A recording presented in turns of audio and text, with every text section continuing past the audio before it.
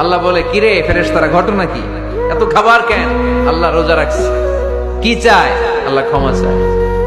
তো খায় না যে তৃষ্ণার, তো আল্লাহ আপনার ভয়। আমার দেখছে না, আল্লাহ আপনারা দেখে নাই। জান্নাত দেখে নাই, আমার জাহান্নাম দেখেছে। আল্লাহ কিন্তু জানে, তারপরে ফেরেশতাদের মুখ থেকে বের করা হবে। সুবহানাল্লাহ পড়ে। আমার জাহান্নাম দেখেছি কিনা বলো। ফেরেশতারা বলে, না জাহান্নাম দেখে নাই। আমার জান্নাত দেখেছে কিনা বলো। জান্নাতও দেখে নাই, কিছুই দেখে নাই, আপনারেও দেখে নাই। আল্লাহ এবার খুশি হয়ে যাবে। আমার খুশির জন্য, আমার ভয়ে তৃষ্ণার্ত ক্ষুধার্ত সামনে খাবার হাত বাড়ালেই খেতে পারে, গ্লাসটা তুললেই পান করতে পারে, আমার ভয়ে খায় না। আমার ক্ষমা চায়, আমার কাছে ক্ষমা প্রার্থনা করে। এখন আমার বান্দা যা দোয়া করবে, বান্দার সব দোয়া আমি কবুল করে নেব। আল্লাহর ভালোবাসা সফট কর্নার খুব গ্রো করে, ঝোপ বোঝে খুব মারতে হবে, ঠিক কিনা? সময় মতো কাজ করতে হবে। সময়ের 1 ফোঁট, অসময়ের 10 ফোঁট। সময় মতো 1 ফোঁটা দিলে যেই লাভ, অসময়ে 10 ফোঁটা দিলেও ওই লাভ হবে না। সময় মতো কাজ করতে হবে। ইফতারের আগ মুহূর্তে দোয়া করবেন। বাইনাল আযানি ওয়াল ইকামা, আল্লাহর হাবিব সাল্লাল্লাহু আলাইহি ওয়াসাল্লাম বললেন, আদ-দুআউ লা ইউরাদ্দু বাইনাল আযানি ওয়াল ইকামা। আযান এবং ইকামতের মাঝখানে দোয়া করলে ওই দোয়া আল্লাহ কখনো ফিরিয়ে দেয় না। জোহরের আযান হইছে, সুন্নাত নামাজ পড়ে বসে আছেন, মুয়াজ্জিন সাহেব আসে না, ইমাম সাহেবও বের হয় না। এই সময়টা অনেকে কিছুই করে না, ঘড়ির দিকে তাকায় থাকে, মোবাইল টিপে, পাশের লোকের সাথে কথা বলে। কিন্তু এটা যে it's a very high time to make দোয়া, এটা যে দোয়া করার সবচেয়ে দামি সময়, এটা অনেকে টেরই পায় না।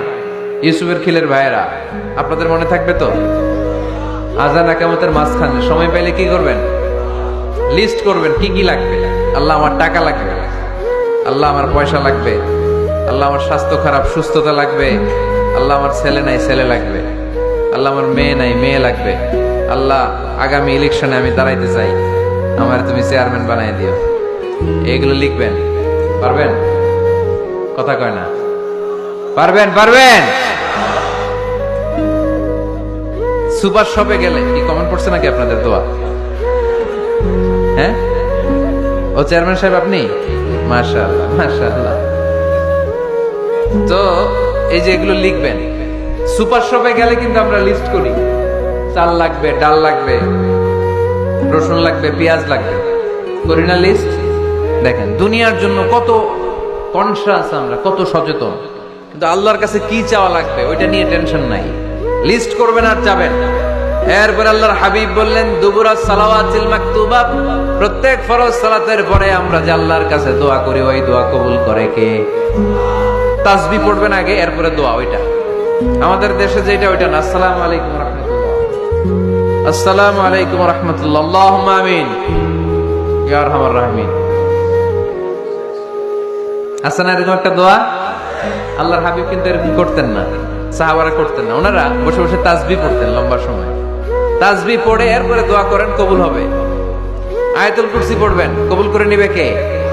মান ক্বারা আয়াতুল কুরসি দুবুরা কুল্লি সালাওয়াতিন মাকতুবা লাম ইয়ামনাহু মিন দুখুলিল জান্নাতি ইল্লাল মাউত। প্রত্যেক ফরজ সালাতের পরে যে একবার করে আয়াতুল কুরসি পড়ে, তার জান্নাতে ঢোকার ক্ষেত্রে আর কোনো বাধা নেই। একটা জিনিস ছাড়া, মরণ। মরে না তাই জান্নাতে যায় না, মরলেই জান্নাতি। আরো জোরে পড়েন সুবহানাল্লাহ।